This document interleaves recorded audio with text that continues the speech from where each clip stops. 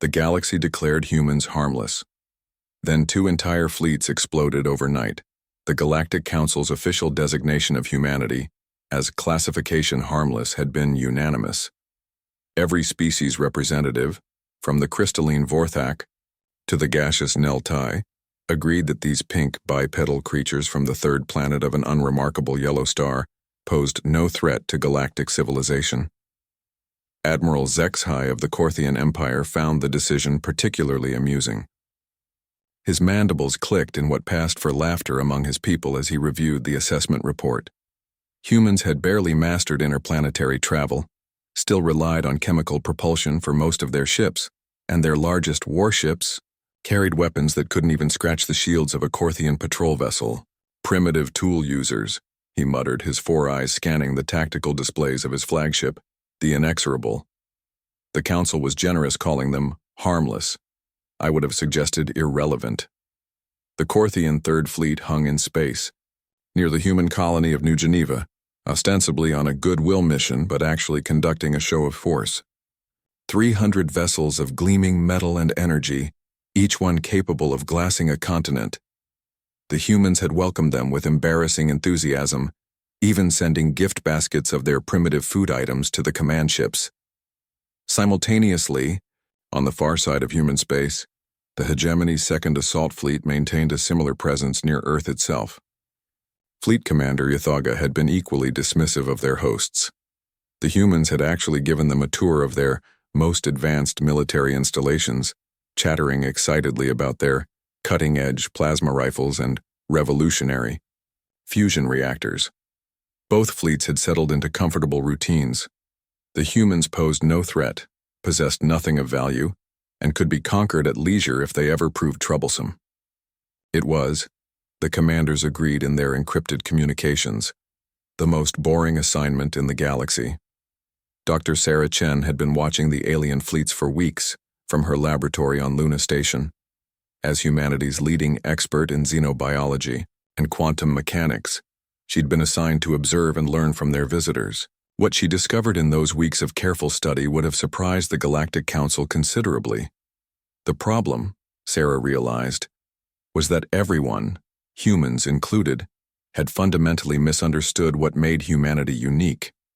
It wasn't their technology, their physical capabilities, or their military doctrine. It was something far more dangerous. Their pattern recognition and their disturbing tendency to weaponize absolutely everything.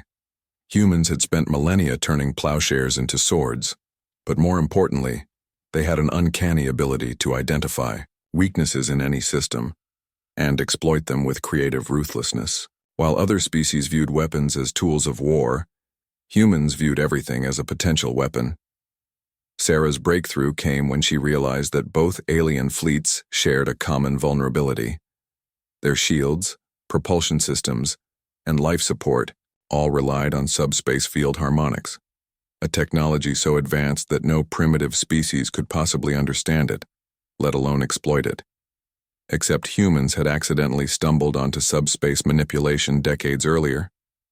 They'd been calling it quantum tunneling effect, and using it for their crude, faster-than-light communication arrays. They just hadn't realized what they were actually manipulating. Working in secret with a small team of physicists, engineers, and one particularly brilliant teenager who'd hacked the school mainframe for fun, Sarah developed what she privately called the tuning fork.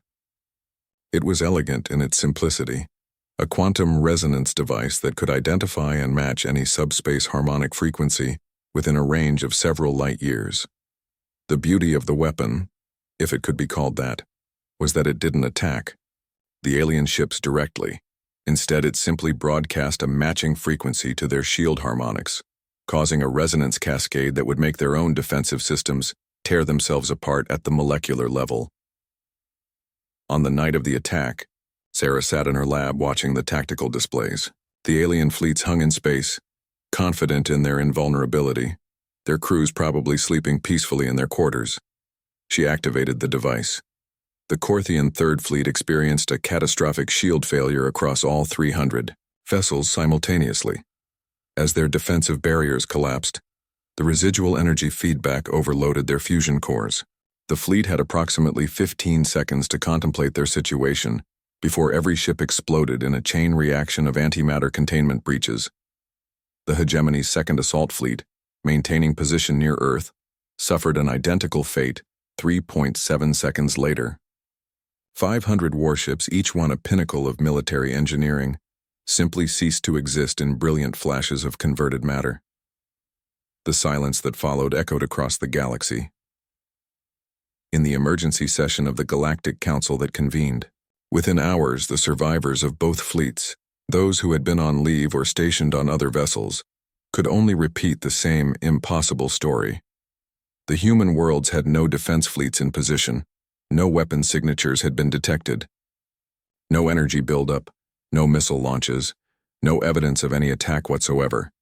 The ships had simply exploded. The Vorthak representative's crystalline form flickered with confusion. Perhaps it was an internal malfunction, a design flaw. In 2 separate fleets? The Neltai's voice hissed through their translation matrix. Using completely different technologies? Simultaneously? The council chamber fell silent as the implications settled in. Every species present had fleets using similar subspace technologies. Every species had at some point in the past month positioned those fleets within range of human worlds. High Counselor Veltar finally spoke, his voice carrying the weight of dawning realization. Rescind the classification. Sir? Rescind the Harmless classification for the humans. Immediately. What should we designate them as instead? Veltar looked at the tactical display showing the expanding debris fields where 2 of the galaxy's most powerful fleets had been. Unknown. The word carried new meaning now. Unknown capabilities, unknown intentions, unknown limits. On Luna Station, Dr. Sarah Chen powered down her quantum resonance device and began composing a message to the Galactic Council. It was time for humanity to introduce itself properly to its new neighbors. After all, they'd been classified as harmless for far too long. The galaxy was about to learn what humans did when they felt underestimated.